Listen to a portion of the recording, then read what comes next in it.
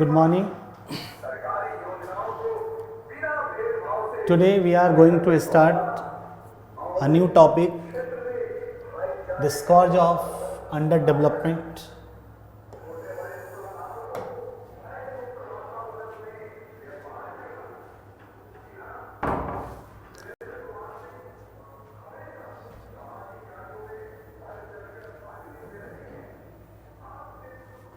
Recent you will find sharp contrast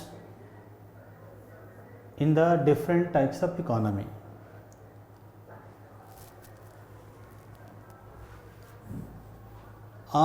The world today presents a picture of appealing contrast.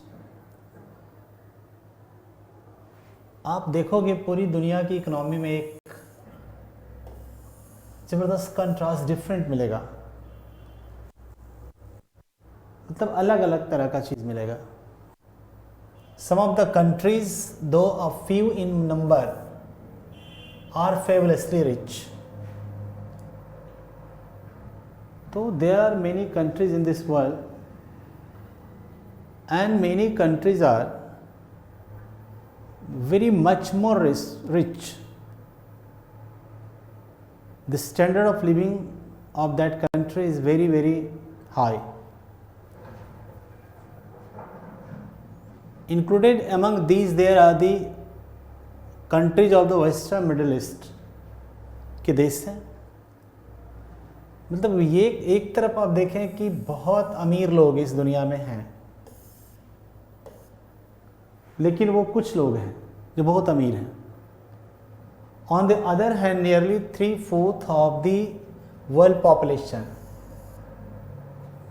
यानी 3/4 जो हमारी population है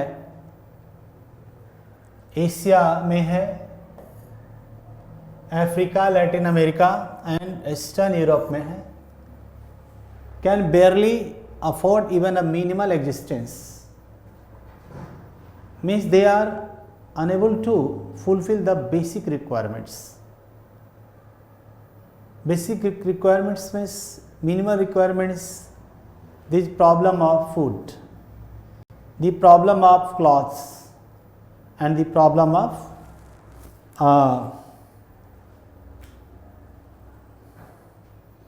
shelters.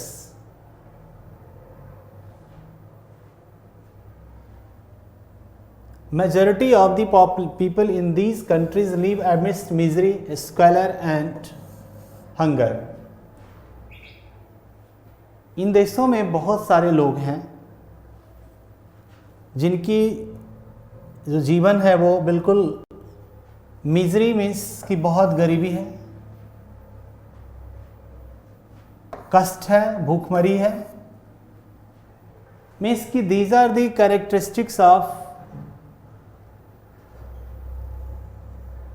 the poor country, the poor population. The contrast seems to be all in the more stunning when we find that these poor nations accounting of 70% of world income. इसके ठीक opposite में बड़ी हैरत की बात है कि when we find that these poor nations accounting of 70% of world income, whereas the richer nations with 1/6 of the world populations claim over 70% of global income. तो देखिएगा क्या कि ये जो पूरी दुनिया में जो रिचर कंट्री है उनके 1/6 पॉपुलेशन है पूरी दुनिया में, जबकि 70% अब ग्लोबल इनकम भी उनके पास है. मीन्स कि the large share of income is owned by 1/6 of the world population. यहां पर भी कॉन्ट्रास्ट है. कि on the one hand the rich people are the developed countries, people of developed countries are living very luxurious life. On the other hand, we,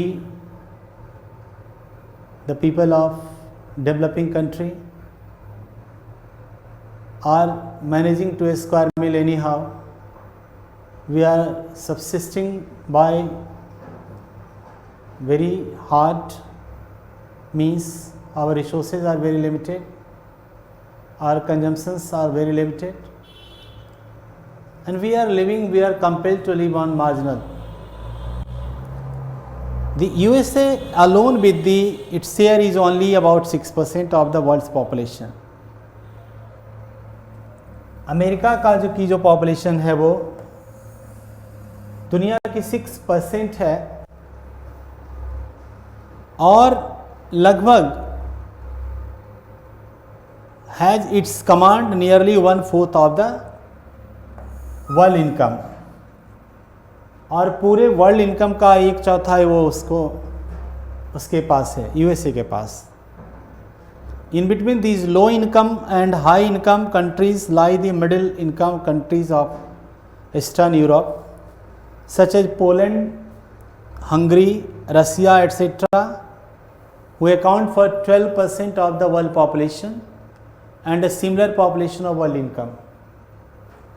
The extent of income inequality among, तो आप देख रहे हैं कि जो ये income equality है, the various countries of the world can be judged from the fact that per capita GNI, gross national income, in Norway is over 400 times higher than per capita income in Ethiopia, Burundi, Congo. मतलब कि Norway का जो income है वो लगभग 400 गुना अधिक है किससे, इथियोपिया, ब्रुंडी, कांगो वगैरह वगैरह से, जो कि दुनिया के बहुत पुअरेस्ट कंट्रीज हैं. Such widespread disparities in income and living standard among different countries poses a grave threat to the world peace and the international economic order. So we are finding here a large contrast between a very broad contrast between the income of rich countries and the poor countries. तो ये बता रहा है कि जो standard of living में जो differences है, डिस्पैरिटी है, यह एक बहुत बड़ी समस्या है.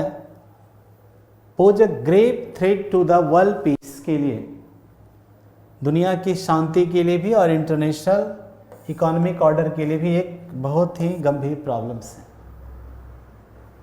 तो अब ये प्रॉब्लम्स हैं तो इनके समाधान की भी ज़रूरत होना चाहिए. दुनिया को आगे बढ़ना हो, सोचना होगा कि how to bridge up the gap, because this gap will create many socio-economic problems. It will create criminal activities. So that's why it should be addressed. Now we see meaning of underdevelopment. तो हमने एक introduction ऊपर में देख लिया developing country का और under develop country का, या डेवलप कंट्री का, कि दोनों देश के अंदर में क्या डिफरेंसेस होता है. निश्चित रूप से जो डेवलप कंट्री है, they are enjoying very luxurious life, they are maintaining their lives. On the other hand, the people of developing country are managing to square meal by very difficulty. So we have seen this broad gap. Now we see the meaning of underdevelopment. Underdevelopment का मतलब होता क्या है? देखिए, countries are classified into developed and underdeveloped country. देश को बांटा गया है हमारे देश में, दुनिया में, developed and underdeveloped according to the extent of economic progress. मतलब कि कोई भी देश विकसित है या अविकसित है, this is determined on the basis of economic progress. There are no other different parameter to measure it.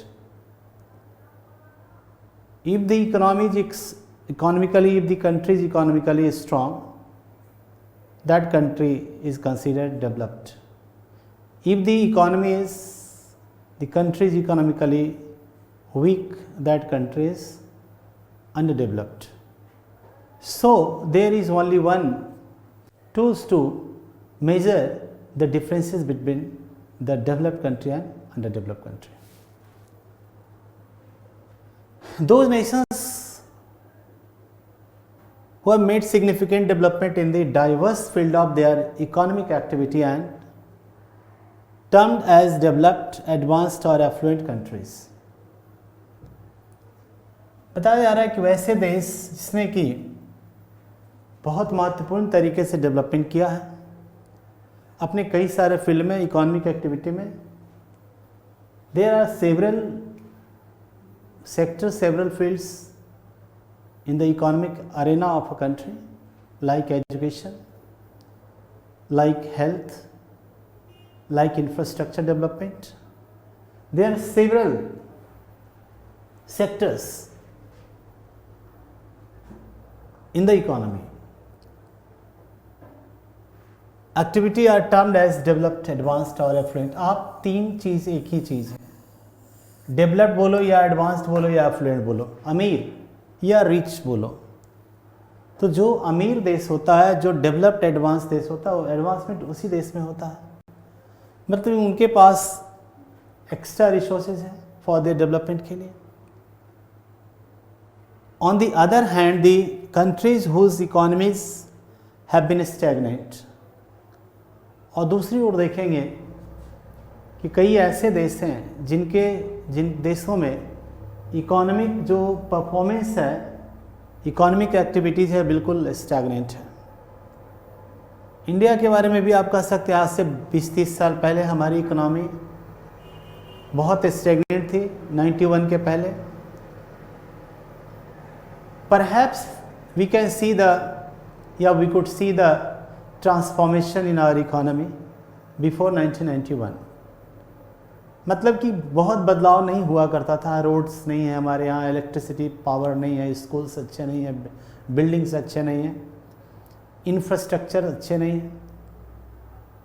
तो इस तरह की economy generally under developed country में दिखाई देता है।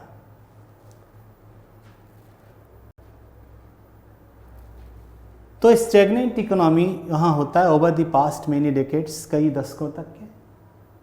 आज़ादी के बाद से हमारे देश की इकोनॉमी में बहुत दिनों तक स्टैग्नेंट पोजीशन दिखाई दिया। हाँ, थोड़े बहुत विकास हुए, but the development was not so fast that we can see with my bare eyes. लेकिन which have weak economic base, whose agriculture is still backward. ऐसे देशों में क्या होता है, एग्रीकल्चर भी बैकवर्ड कंडीशन में होता है, उनकी इंडस्ट्री भी बहुत बैकवर्ड कंडीशंस में होते हैं। स्टेज ऑफ इन्फेंट्री का मतलब होता है कि बहुत शैशव काल में होते, बहुत खराब स्थिति में होते, शुरुआत की स्थिति में होते। तो ऐसी इकोनॉमी को, मतलब कि आपके पास दो कॉन्सेप्ट को जानने हैं यहाँ पे, classified as backward, under developed और लो इनकम कंट्रीज। तो आप बहुत क्लियर यहाँ पे समझ गए कि what is the difference between developed country and under developed country. Developed country and under developed country को मेजरमेंट के लिए इकोनॉमिक डेवलपमेंट की जरूरत होता है।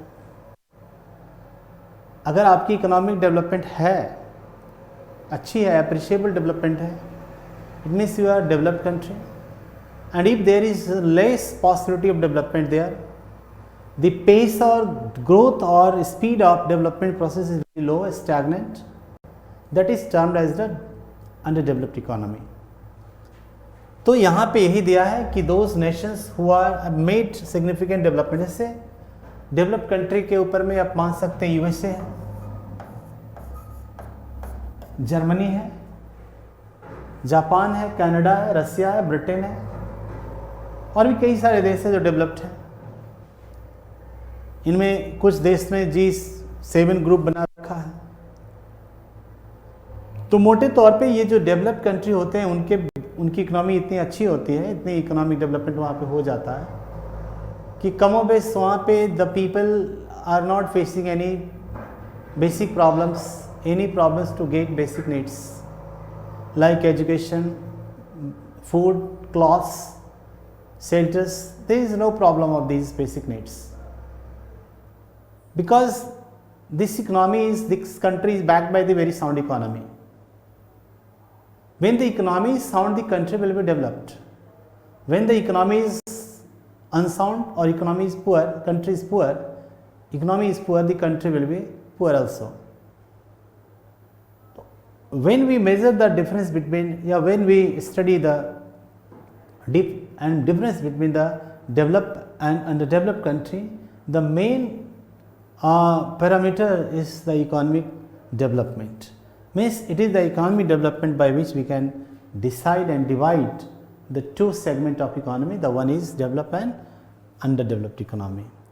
तो यहाँ पे यही कहा जा रहा है कि हम इन देशों में कृषि भी पिछड़े हैं, यानी सब कुछ लगभग पिछड़ा रहता है। एग्रीकल्चर पिछड़ी होती है, इंडस्ट्री पिछड़े होते हैं। इनका पिछड़ेपन इसलिए होता है कि वहाँ पे इंफ्रास्ट्रक्चर पिछड़ा होता है, और जैसे जैसे इंफ्रास्ट्रक्चर बिल्डअप होना शुरू होगा, एग्रीकल्चर सेक्टर भी ठीक होने लगेगा, इंडस्ट्री भी ठीक होने लगेगा, बैंकिंग सेक्टर भी ठीक होने लगेगा। तो ये दोनों में अंतर होता है।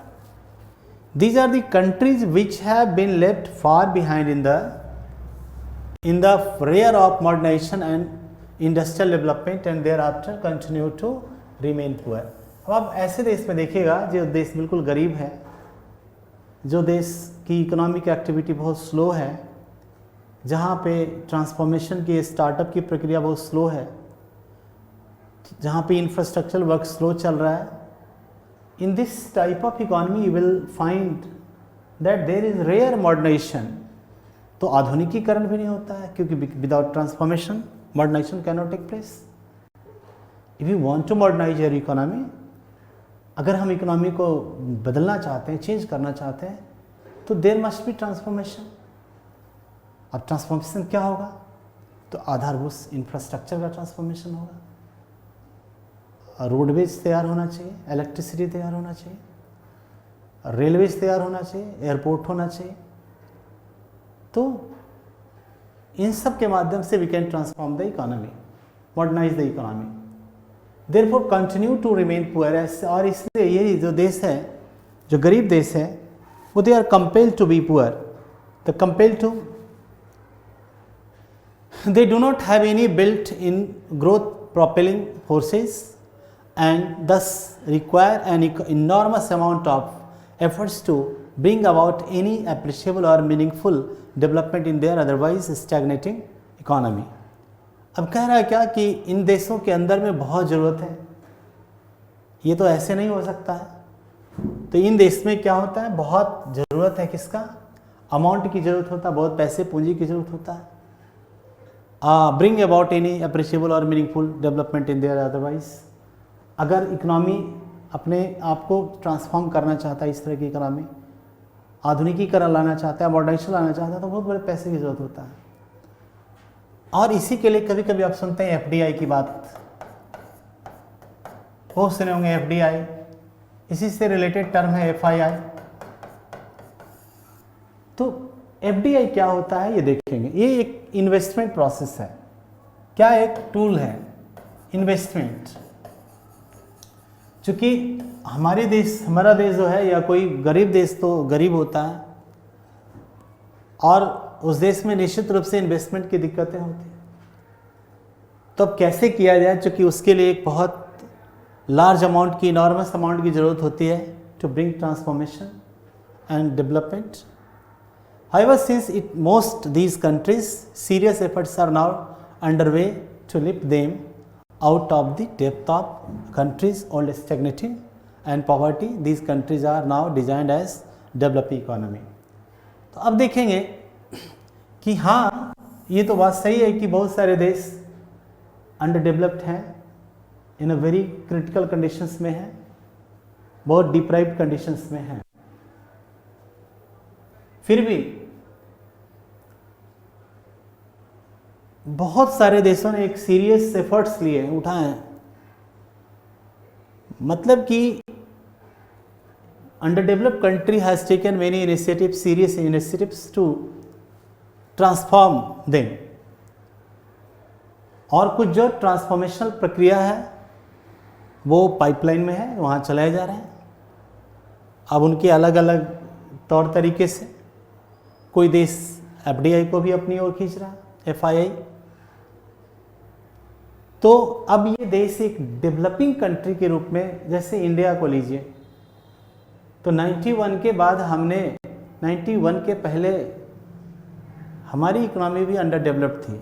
There was stagnant and less startup and transformational process in our country, but after the adoption of LPG policy, LPG stands for liberalization, privatization and globalization policy, we have gained the pace of growth and development.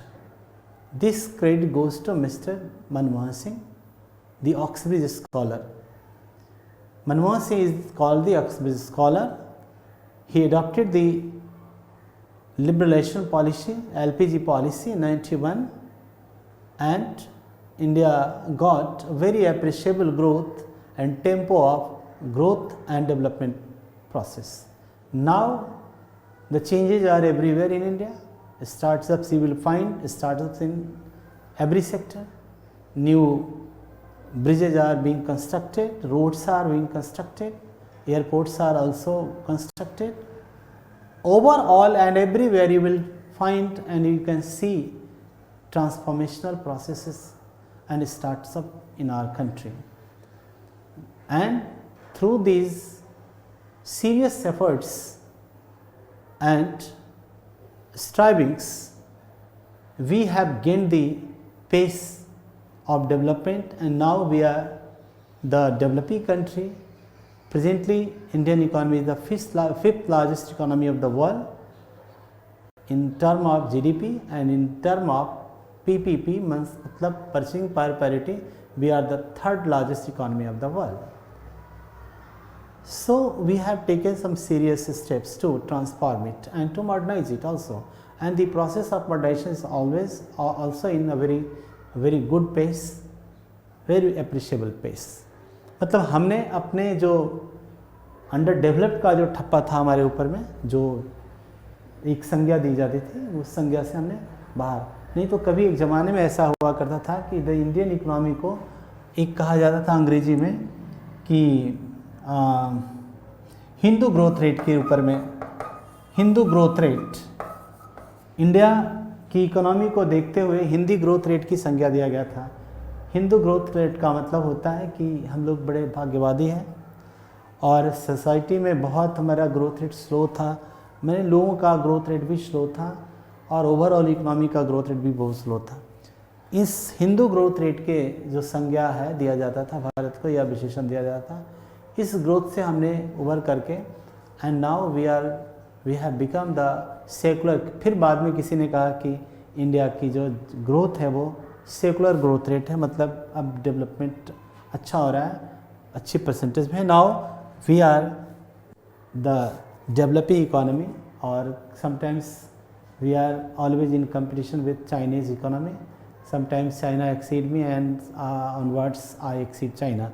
We are the fastest growing or second fastest growing economy of the world. This is the symptoms of, this is the evidence of a developing economy. तो now अब देखेंगे next description of under developed economy. अब एक चीज़ है कि अब थोड़ा हम लोग अंडर डेवलप्ड इकोनॉमी के बारे में जान लें कि होता क्या है अच्छे से। तो देखेंगे यहाँ पे, an under developed country is simply one which has a real per capita income that is low in relation the present day per capita income of such nations. अब देखेंगे अंडर डेवलप्ड इकोनॉमी में जो पर capita income होता है PCI, जरूर आप लोग जानते होंगे पीसीआई, ये सब सवाल हैं। पर कैपिटा इनकम क्या होता है?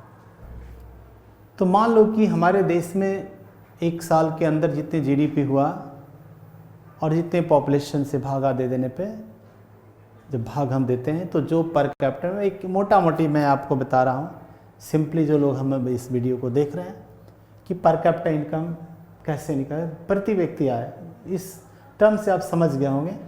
अब हाँ, इसी के अंदर में आपको जीडीपी में जब आप लोग को वीडियो में बताएंगे, एक होता है पीआई, इसको हम कहते हैं, तो पीसीआई को पहले तो जान लेना है, नोट कर लेना है। पर कैपिटा इनकम क्या है? पर कैपिटा इनकम, यानी इसको हम लोग कहते हैं प्रति व्यक्ति आय। पर कैपिटा इनकम क्या कहलाता है? प्रति व्यक्ति आय। और सेकेंड है पीआई, का मतलब होता है पर्सनल इनकम। क्या होता है? Personal income. इसको हम कहते हैं व्यक्तिगत आय। ये व्यक्तिगत आय है। पर कैपिटा इनकम और पर्सनल इनकम में बहुत अंतर है। जब आप लोग नेशनल इनकम में पढ़ेंगे, जीडीपी वगैरह जो हम लोग डील करेंगे उसमें भी जानेंगे, लेकिन फिलहाल आपको यहाँ पर भी मैं डील कर लूँ। पर कैपिटा इनकम का मतलब होता है कि मान लो कि अगर इंडिया का इनकम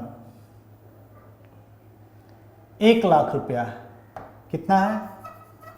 1 लाख अगर भारत देश का साल का इनकम होता है, 1 ईयर का, और हमारे देश में अगर टोटल व्यक्ति कितने? 200 लोग हैं, 200 लोग अगर हमारे देश में, तो पर कैपिटा इनकम 50,000 मिलेगा। मतलब एक व्यक्ति के सिर पे कितना आएगा? लगभग 50,000। अगर मान लो कि 100 लोग यहाँ पे हैं तो पर कैपिटा इनकम कितना होगा? सॉरी, थोड़ा सा गलत हो गया यहाँ पे, 50,000 नहीं होगा बल्कि 5,000 होगा। हाँ, नहीं 5,000, 1 मिनट, कितना है? हाँ, हमारे देश के, सॉरी थोड़ा सा देखना है यहाँ पे, 1 लाख अगर जीडीपी है हमारे देश का, पूरे देश का, या चलो आप ऐसे जानो और इजी से, अगर हमारे देश का जीडीपी 1 करोड़ है, 1 करोड़ है और लोग 200 लोग हैं, या 100 लोग ही मान लो, तो अगर 100 लोग हैं, 100 लोग हैं, तो प्रति व्यक्ति 1 लाख पड़ा। और अगर 200 लोग हैं तो प्रति व्यक्ति 50,000 पड़ेगा। और अगर 50 लोग हैं तो प्रति व्यक्ति 2 लाख इनकम बांटा जाएगा। लोग पे एवरेज निकाला जाता है। तो दिस इज कॉल्ड पर कैपिटा इनकम। इसको हम पर कैपिटा इनकम कहते हैं। तो आप देखोगे कि अंडर डेवलप्ड इकोनॉमी में पर कैपिटा इनकम बहुत लो होता है, खास करके जो अमीर देश G8 G7 के कंट्री हैं, कनाडा हो गया आपका, USA, Great Britain, western Europe generally, means the income of developing country is relatively low than those of the developed countries. You will see the sharp difference between the per capita income. ये सीधे दिखाई देता है। अगर हमारे यहाँ पर capita income 1 lakh है तो उनके देश में पर कैपिटा इनकम 20 लाख है, 30 लाख है, 50 लाख है, 15 लाख है। ये नहीं है कि हमारे देश में अगर 1 लाख रुपया है तो उसके देश में 1.25 लाख रुपया, ऐसा नहीं होता है। ये फिर डेवलपिंग कंट्री के बीच में हम लोग इस तरह का कंपैरिजन करते हैं। डेवलप कंट्री और डेवलप्ड कंट्री में you will find this sharp gap, एक बहुत बड़ा ब्रॉड गैप होता है दोनों के बीच में। तो इस चीज़ को जानना बहुत ज़रूरी है डेवलप के इकोनॉमी के रूप में। अब देखिएगा, usually an under developed nation is one that is regarded as being capable of substantial improvement in its income level. Under developed nation क्या है उसमें कि as a being capable of substantial improvement in its income, तो ये देश क्या करता है कि अपनी इकोनॉमी को ऐसा इनकम लेवल को बहुत अधिक बढ़ा सकता है। मतलब इतना लो है कि वो चाहे तो बहुत अधिक बढ़ा सकता है, वहाँ पे पॉसिबिलिटी है। अब रेगनर नक्स मानते हैं, in the words of Ragnar Nurkse, under developed countries are those which when compared with the advanced countries are under equipped with capital in relation to population and natural resources। यानी एक नक्स बड़े अर्थशास्त्री हैं, इन्होंने क्या माना है इधर गौर करेंगे, ध्यान देंगे। रेगनर नक्स का मानना है कि अंडर डेवलप्ड कंट्री वैसे कंट्री हैं which have when compared with the advance countries, मतलब कि इन देशों को एडवांस कंट्री की तुलना में, कंपैरिजन में अमीर देशों की तुलना में अंडर इक्विप्ड विथ, इस देश में पूंजी की बहुत कमी होता है, कैपिटल, पॉपुलेशन एंड रिसोर्सेस तो है, but there is lack of capital, and without capital you can not use your population and natural resources properly. For the implementation of your schemes, for the proper usage and exploitation of your resources, whether human resources or natural resources, the major resources is the one resources is very very important, and that is called financial resources, means that is capital. You cannot explore, you exploit your use of your, subscribe your resources without financial resources, without capital. तो ये दिक्कत है। अगर उनको capital मिल जाए, finance मिल जाए अगर, तो वो इन्वेस्ट करेगा, और उस इन्वेस्टमेंट के थ्रू वो अगर the greater the investment and the greater the production will be, तो इन्वेस्टमेंट जितना अधिक होगा उतनी ही उस देश की प्रोडक्शन होगा, और फिर वो गरीबी से धीरे धीरे अमीरी की तरफ मूव करेगा। These are such countries according to the planning commission of India. हमारे देश में जो भी डेवलपमेंट प्रोसेस है वो प्लानिंग कमीशन करती रही है शुरू से। प्लानिंग कमीशन के बारे में थोड़े जान लें, और चूंकि इस प्लानिंग कमीशन की जगह पर अब नीति आयोग भी आ गए हैं, उनके बारे में भी आप लोग नोट डाउन कर लेंगे, हम जिक्र कर रहे हैं उसके बारे में। इंडिया में जो प्लानिंग कमीशन बनी थी, और फिर प्लानिंग कमीशन के ऊपर में जब टॉपिक आएगा तो वहाँ पे ज़्यादा डील करेंगे। After independence really the challenges were very very very large in our country. Poor production था, फूड क्राइसिस था, इन्फ्लेशन का प्रॉब्लम था, इन्फ्लक्स ऑफ रिफ्यूजीज थे, पुअर इंफ्रास्ट्रक्चर था, ग्रोथ रेट बहुत लो था। In nutshell we can say that India was standing on the mounts of several unlimited socio economic problems. सिर्फ problems ही problems थे। 200 साल के अंग्रेजी हुकूमत के एक्सप्लॉयटेशन के बाद जब देश आज़ाद हुआ तो भारत में सिर्फ प्रॉब्लम्स ही थी। इन प्रॉब्लम्स को दूर करने के लिए भी India needed a very systematic mechanism to face the challenges and bring some changes, development in our country.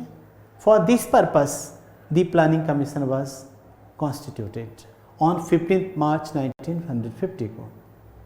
तो 15 मार्च का हमारा योजना आयोग गठित किया गया था 1950 में। अब देखेंगे यहाँ पे कि प्लानिंग कमीशन का मानना है हमारा कि which are characterize by the coexistence of unutilized or underutilized manpower on the one hand and unexplored natural resources on the, मतलब कि ऐसे देशों में हमारी योजना आयोग का मानना है, योजना आयोग ने स्टडी करा है तो ये चीज़ बताया है कि एक अंडर डेवलप्ड कंट्री में एक सबसे बड़ी जो लक्षण होता है, जो चीज़ें दिखाई देती हैं आपको, कि पहला तो कि उस देश के अंदर लोग हैं लेकिन उन लोगों का इस्तेमाल नहीं हुआ होता है, मतलब कि उनको यूटिलाइज नहीं हुआ होता है या अंडर यूटिलाइज होते हैं वो। और दूसरी समस्या ये है कि नेचुरल रिसोर्सेज तो हर देश में, दुनिया में हर जगह अलग अलग तरह का नेचुरल रिसोर्स होता है। हमारे देश में भी नेचुरल रिसोर्सेज हैं, लेकिन अनयूटिलाइज्ड है, मतलब अंडर यूटिलाइज्ड है।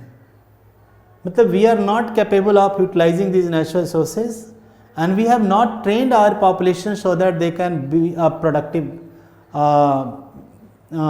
components of our economy. To make them productive so that they can contribute to the production of the country, our human resources must be educated. They should be trained with very new ideas and new technologies. They should know how to operate the new technology. So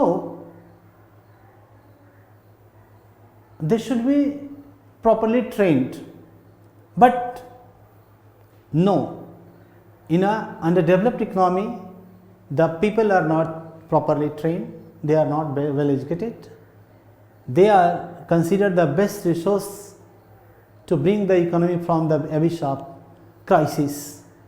They are the part of the transformational process of a particular country, but due to lack of proper knowledge, due to lack of proper training, they are not the resources and they are not turned to means for production, but they are the obstacles the Indian economy. वो क्या करता है, economy को obstacle करता है, impede करता है।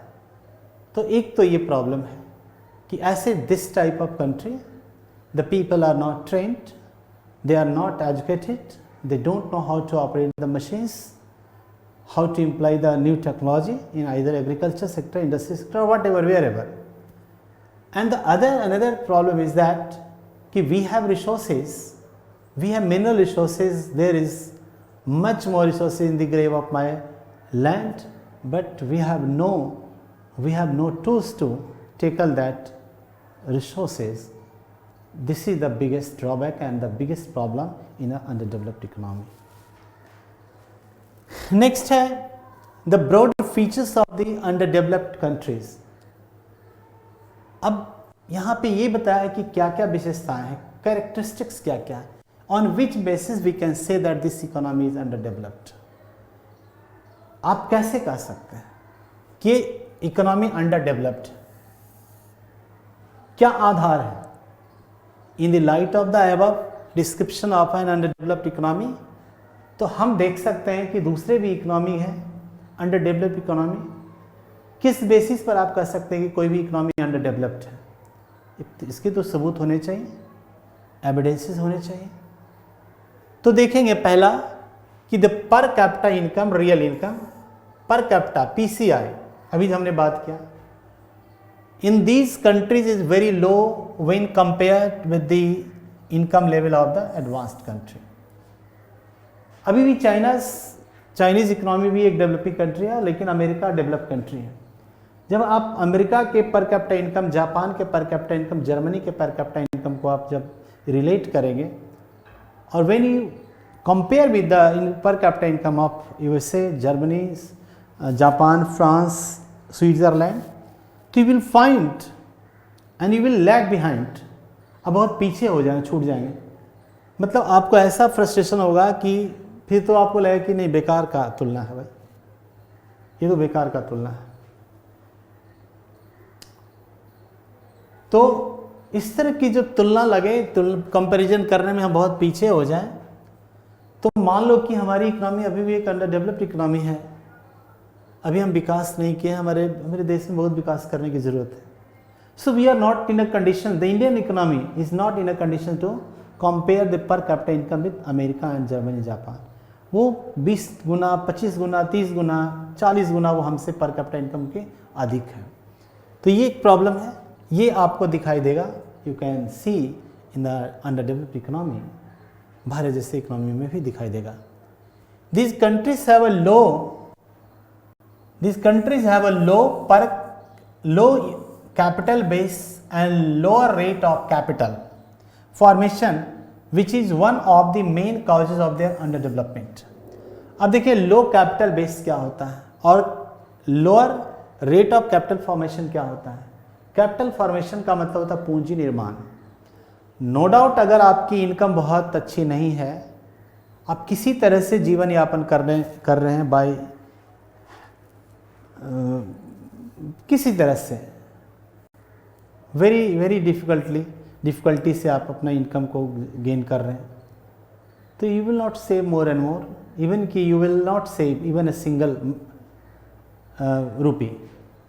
तो यदि आपकी इनकम बहुत कम है तो आपका कैपिटल बेस भी लो होगा, और अगर वो लो कैपिटल बेस से क्या होता है, कैपिटल फॉर्मेशन तो चूंकि नहीं बनता है, तो कैपिटल फॉर्मेशन भी नहीं बनेगा। तो this is the biggest problem in a developing country, in under developed country. If you have no capital, if the capital there is no process of capital formation, how you will invest in further? So this is the biggest challenge if you want to change yourself, if you want to transform yourself. If you have resources but you cannot explore because you have no money, you have no capital, so capital is the chief instrument by which you can transform your economy, your financial position, your economic position. But there is आज बहुत लोग कहते हैं कि मेरे पास पूंजी नहीं है, पूंजी नहीं है, पूंजी नहीं, हम कुछ करना चाहते हैं लेकिन पूंजी नहीं है। तो अगर पूंजी नहीं है, करना चाहते हैं पर पूंजी नहीं है, तो निश्चित रूप से एक तो प्रॉब्लम है, और पूंजी इसलिए नहीं है कि जो इनकी इनकम है वो इतना लो है, इतनी लो है कि वो किसी तरह से खा पी जाते हैं, फ्रॉम हैंड टू माउथ वाली स्थिति है। अब फ्रॉम हैंड टू माउथ वाली स्थिति में कैन यू समवन सेव, और जब आप सेव नहीं करोगे तो फिर कैपिटल फॉर्मेशन कैसे होगा, मतलब पूंजी का निर्माण कैसे होगा, और जब पूंजी का निर्माण नहीं हुआ तो फिर पूंजी कहाँ रहेगा आपके पास जिससे कि आप इन्वेस्ट कर पाओ। इन्वेस्ट तो वही करेगा ना जो सेविंग करेगा, मतलब जिनकी इनकम अधिक होगी वो सेविंग करेगा तो बाद में मतलब वो कैपिटल फॉर्मेशन बनेगा जिससे कि वो फिर वो इन्वेस्टमेंट कर सकता है। तो ये प्रॉब्लम भारत में और अंडर डेवलप्ड कंट्री में प्रायः होता है, लोगों के इनकम बहुत कम होता है जिससे कि कैपिटल फॉर्मेशन देश की इकोनॉमी में नहीं बन पाता है। They have substantial man power resources which have not been fully utilised. ऐसे देशों में क्या होगा कि पॉपुलेशन जनरली ज़्यादा रहता है, काम के अवसर कम होते हैं, अपॉर्चुनिटीज़ कम होते हैं, एम्प्लॉयमेंट जनरेशन कम होता है। तो लोग हैं लेकिन काम नहीं है, मैन पावर खूब मिलेगा, बड़े थोक से मिलेगा। अब एक हल्के से एग्जांपल ले लो, अगर आप इंडिया के सारे स्टेट्स के बारे में अगर स्टडी करोगे तो पाओगे क्या कि इंडिया के स्टेट में आप गुजरात को ले लो, ये लोग डेवलप स्टेट्स माने जाते हैं भारत के। आप नॉर्थ साउथ साइड से लो, बेंगलोर हो गया आपका, यानी कर्नाटका हो गया, या फिर तमिलनाडु हो गया, ये स्टेट बड़े उन्नत स्टेट्स हैं। लेकिन फिर आप चले जाओ नॉर्थ इंडिया की तरफ जाओगे तो देखोगे कि बिहार, यूपी, जो कभी बीमारू राज्य के नाम से भी जाना जाता था, उसमें कुछ स्टेट्स की स्थिति अब आज के डेट में बेहतर हुआ है। बीमारू राज्य में उड़ीसा था आपका, जिसमें झारखंड भी बिहार के साथ था, राजस्थान भी था। तो कई सारे स्टेट्स की इकोनॉमी में क्रमागत रूप से इम्प्रूवमेंट हो रहा है। और भी कुछ ऐसे बिहार, यूपी जैसे राज्य हैं जहाँ पे देखिएगा कि जो मैन पावर वो सरप्लस है। तो सरप्लस मैन पावर वहाँ है, लेकिन उनको एम्प्लॉय गवर्नमेंट के पास कोई पॉलिसी नहीं है, या है तो कम पॉलिसी है, तो रिसोर्सेज नहीं है, या उनके राज्य में पर कैपिटा इनकम सबसे लो है। तो पर कैपिटा इनकम लो होने के कारण क्या होता है कि वो कैपिटल फॉर्मेशन नहीं होता है, तो इन्वेस्टमेंट नहीं होता। जब इन्वेस्टमेंट की अपॉर्चुनिटी नहीं होगा वहाँ पे, तो एम्प्लॉयमेंट अपॉर्चुनिटी भी नहीं होता है। तो एक तरह से कह सकते हैं कि बिहार में lakhs of people are idle, they are unutilized, they want to work but they have no work to do. This type of situation you will find in underdeveloped economy, state, country, anywhere or society. आप society को लो या फिर state को लो या फिर ऐसे country को लो, वही चीज़ होता है। The same trend you will find कि हमारे लोग के पास, हम लोग बहुत सारे लोग हैं, हमारे लोग बहुत सारे एम्प्लॉयमेंट करने के लिए तैयार हैं, रोज़गार करने के लिए तैयार हैं, but we have no employment opportunity and तो ऐसी स्थिति में क्या होता है कि इस तरह का हम स्थिति पाया जाता है अंडर डेवलप्ड इकोनॉमी में।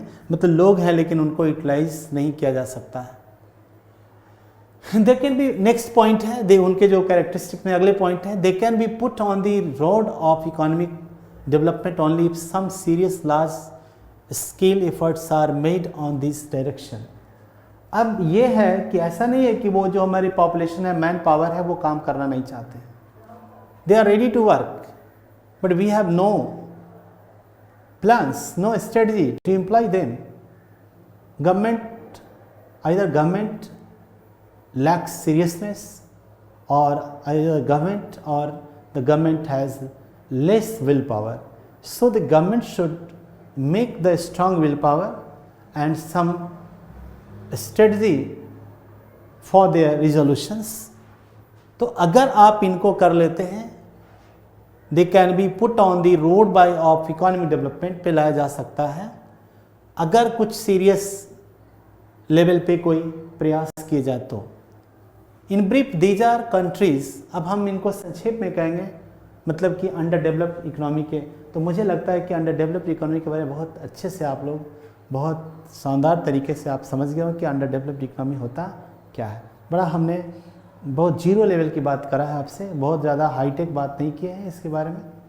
हमारी कोशिश ये है कि आप बहुत आसानी से इस जो इकॉनमी के जो टॉपिक्स हैं, जो भी हैं, उनको बड़े अच्छे से अपने कंसेप्ट को बिल्डअप कीजिए, ताकि आगे आपके जो टॉपिक्स होंगे बड़ा इजी समझ में आने लगेगा कि इकोनॉमी में प्रॉब्लम होता क्या है।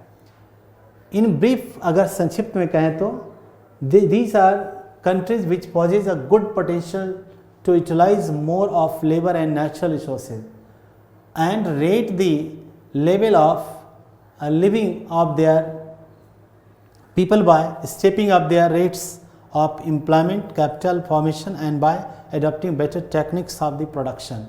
तो सच में ये कहा जा रहा है कि अगर आप कह सकते हैं कि ऐसे इकोनॉमी में, ऐसे देशों में, अंडर डेवलप्ड देशों में, जिसके पास की बहुत ज़्यादा पोटेंशियल होता है, क्षमता होता है, अगर वो क्षमता के अनुसार अपने लेबर को सही ढंग से यूटिलाइज करें, सही या प्लानिंग बनाए, उसको सही इम्प्लीमेंट करें, तो उनके पास अगर लेबरर भी ज़्यादा है और रिसोर्सेज भी ज़्यादा हैं, तो ऐसे करके वो क्या करता है कि लेवल ऑफ देयर पीपल के जो लेवल है उसके स्टैंडर्ड ऑफ लिविंग को वो भी बढ़ाया जा सकता है by stepping up their rates of capital formation and adopting better techniques of production. यानी इस देश को चाहिए ऐसे कि कैपिटल फॉर्मेशन के माध्यम से वो पूंजी का निर्माण करे, और उस पूंजी को निर्माण करके और सही तरीके से स्ट्रेटजी बनाए, तो यह देश की इकोनॉमी को एक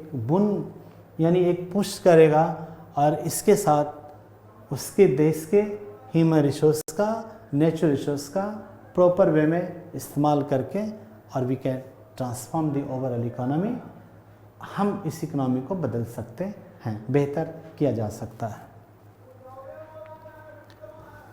अब नेक्स्ट देखेंगे, तो ये अंडर डेवलप्ड इकोनॉमी के बारे में मैंने बताया कि ये सारी चीज़ें यहाँ पे आपको दिखाई देती हैं। नेक्स्ट है अंडर डेवलप्ड कंट्रीज और लेस डेवलप्ड कंट्रीज। कोई देश अंडर डेवलप्ड है या कम विकसित देश है, which is indicative of the fact that these poor backward countries are capable of developing and are making effort to get rid of their poverty and stagnation। ये बात सही है कि एक गरीब देश तो गरीब होता ही है, चैलेंजेस बहुत होते हैं उनके साथ, लेकिन यहाँ पे कहा जा रहा है कि एक इस तरह के देश और जो लेस डेवलप्ड कंट्री है, which is indicative of the fact, ये तो सही है कि इस देश ये एक गरीब देश माने जाते हैं, जिसमें कि लेकिन और कैपेबल, ये भी सक्षम हो सकता है अगर वो अच्छे प्रयास करे तो get rid of this poverty and stagnation. तो अच्छे प्रयास करने से गरीबी और जो उसमें अस्थिरता है, देश की इकोनॉमी बिल्कुल ठप पड़ी हुई है, बिल्कुल रुकावट है, इसको हम ठीक कर सकते हैं well coordinated and organised efforts से। यदि इस तरह के एफर्ट्स लगाए गए तो in most of these countries to put them on the road to prosperity and economic growth. सही है, अगर सही ढंग से कोऑर्डिनेट करा जाए, ऑर्गेनाइज्ड एफर्ट लिया जाए, तो ये तरीके से हम क्या करते हैं, बहुत सारे देश को, कंट्री को हम इकोनॉमिक ग्रोथ ला सकते हैं, वहाँ पे प्रॉस्पेरिटी एंड इकोनॉमिक ग्रोथ हम चेंज कर सकते हैं इकोनॉमी में। नेक्स्ट,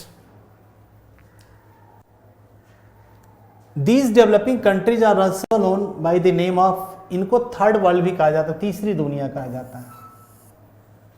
अब डेवलपिंग कंट्रीज को तीसरी दुनिया भी कहा जाता है, a name that is used to distinguish them from the first world meaning developed यहाँ, and the second world war which comprised of the countries of the socialist, यानी वर्ल्ड वार नहीं, वर्ल्ड कंट्री होगा। यानी देखिए यहाँ पे तीन तरह के चीज़ें आ रही हैं हमारा, कि डेवलपिंग कंट्री के बारे में कहा जाता है कि वो क्या है, थर्ड वर्ल्ड भी उनको कहा जाता है, तीसरी दुनिया कहा जाता है। इस तरह के नाम जो यूज होता है, them from the first world meaning, मतलब फर्स्ट वर्ल्ड डेवलप कंट्री को कहा जाता है। डेवलप कंट्री में क्या होता है, फ्री मार्केट इकोनॉमी है। फ्री मार्केट का मतलब होता है free flow of capital, free flow of human resources. Free market economy मतलब अमेरिका, इंग्लैंड वगैरह वगैरह क्या है, एक फ्री मार्केट इकोनॉमी है। And the second world war which comprised और दूसरी जो देश है वो सोशलिस्टिक ब्लॉक है, विच नाउ लार्जली स्टैंड, जिसमें जबकि अभी तो सब उसमें दिक्कतें आ रही, खराबी आ रही है, जैसे आप सोशलिस्ट कंट्री जो है वो है, और तीसरी जो है वो डेवलपिंग कंट्री है।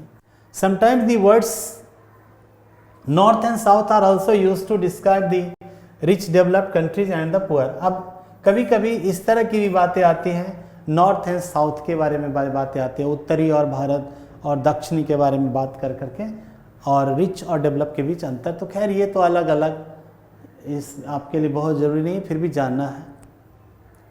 अब देखेंगे next, in the world development report published by the world bank, countries are classified as the low income countries. अब देखेंगे इसमें लो इनकम और हाई इनकम तीन तरह के भाग में बांटा गया। तो ये थोड़े से जो डेटा हैं वो बांटा गया था रिपोर्ट में, कि इसमें लो इनकम ग्रुप किसका है, मिडिल इनकम ग्रुप कौन है और हाई इनकम ग्रुप कौन है। तो वर्ल्ड बैंक की रिपोर्ट 12 में जो आई थी उसमें पर कैपिटा इनकम इतना less in categories of low income, इससे इतना मिडिल इनकम हो गया आपका, और इसके बाद जो फर्दर है वो लो इनकम ग्रुप के अलग अलग कैटेगराइज से किया गया था। The low income countries and the lower middle income countries constitute the category of the less developed countries. अब इसमें जो लो इनकम कंट्रीज और lower income middle income country को कहा जाता है, इससे बनता है less developed countries. These countries, low income and the lower middle income countries had a 69% share in the world population और and 55% share in the world income। ये 2010 का तो डेटा थोड़ा सा हम आपको यहाँ पे 10 का दिए हैं, जो कि और अगली वीडियो में हम आपको इस डेटा को और अपडेट करके देंगे।